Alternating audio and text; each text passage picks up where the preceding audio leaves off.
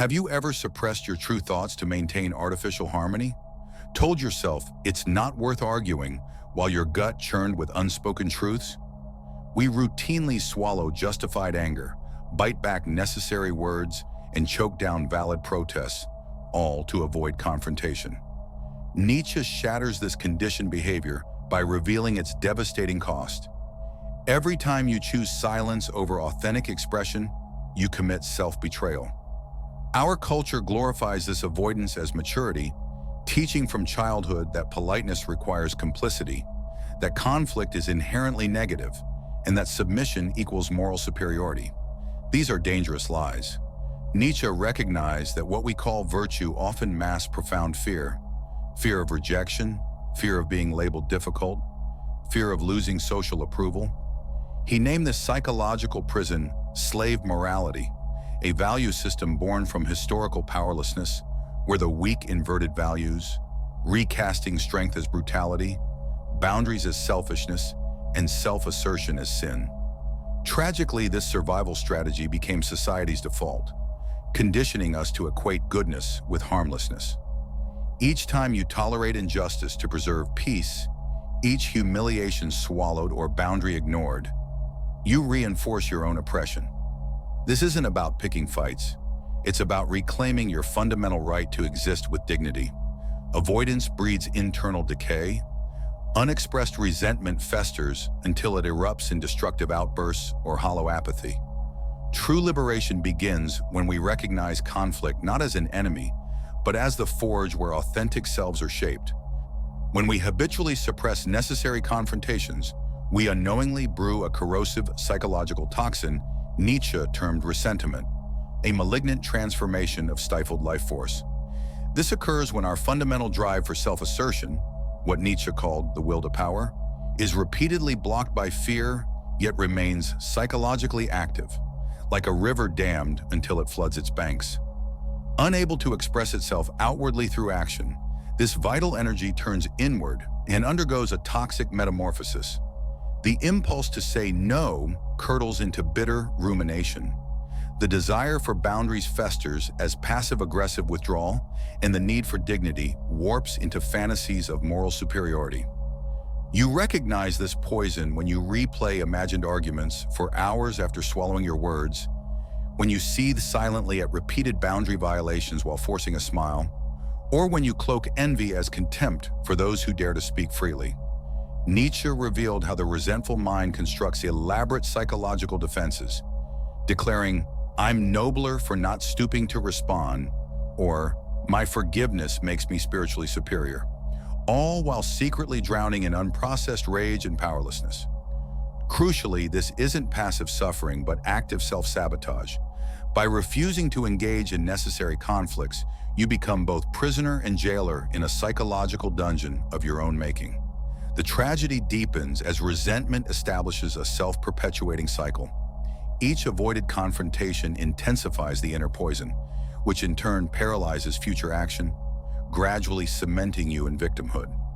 Many eventually mistake this state for identity, wearing martyrdom as a badge of honor, performing saintly patience while secretly nurturing grievances and clinging to the very powerlessness that defines them.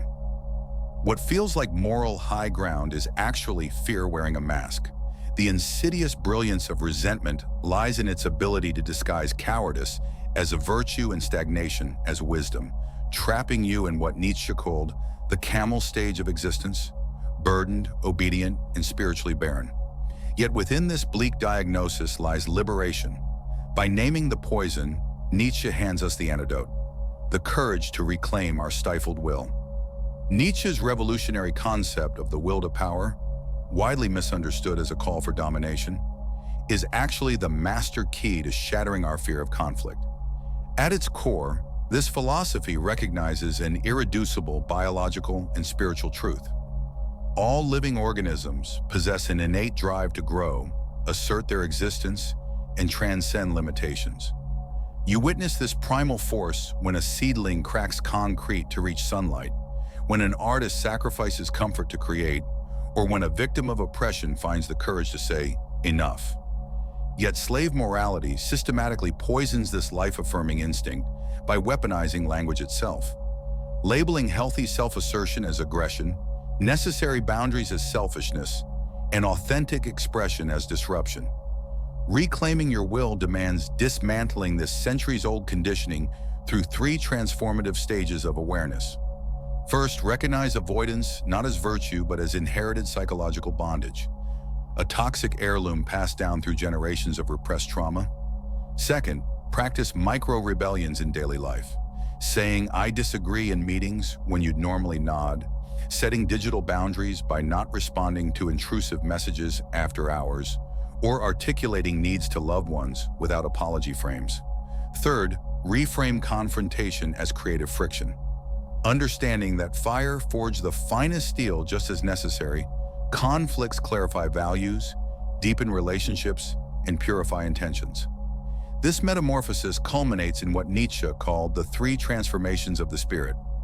Begin as the burden-bearing camel, passively carrying others' expectations, then awaken into the roaring lion, shattering the thousand-scaled dragon of thou shalt commandments, societal rules like don't make waves or always be agreeable, until finally emerging as the child, not naive, but reborn in creative freedom, playing with new values crafted from lived authenticity.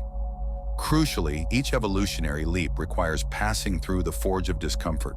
There is no rebirth without the friction of conflict. When fully embodied, this will manifest not as control over others, but as unshakable sovereignty over one's existence, where boundaries become non-negotiable, truth-telling becomes instinctive, and fear transmutes into focused life force. The path demands relentless courage. Every avoided confrontation strengthens the inner jailer, while every conscious engagement, however small, hammers another link from your chains. The ultimate tragedy of chronic conflict avoidance isn't merely momentary discomfort. It's the slow-motion annihilation of your essential being, what Nietzsche called the suicide of the soul. His imperative to become who you are exposes a devastating paradox.